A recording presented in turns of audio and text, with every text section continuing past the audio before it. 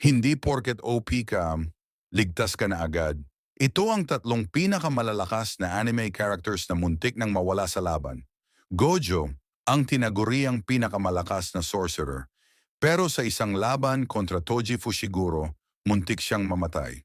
Walang cursed energy si Toji, pero ginamit niya ang inverted spear of heaven at sinaksak si Gojo sa leeg at puso. Dito lang natin nakita na pwedeng mapuruhan si Gojo at kung gaano kalakas ang kalaban kahit di gumagamit ng cursed energy. Sa huli, nagising ni Gojo ang reverse curse technique at nakabuwem. Si Levi, ang halimaw ng Survey Corps. Lahat ng Titan, kaya niyang patumbahin. Pero sa isang critical mission, pinasabog ni Zeke ang Thunder Spear sa mukha ni Levi.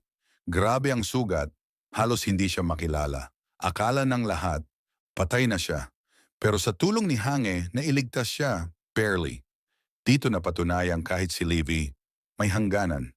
Sa laban niya kay Ulquiorra, si Ichigo ay lubusang natalo at literal na napatay.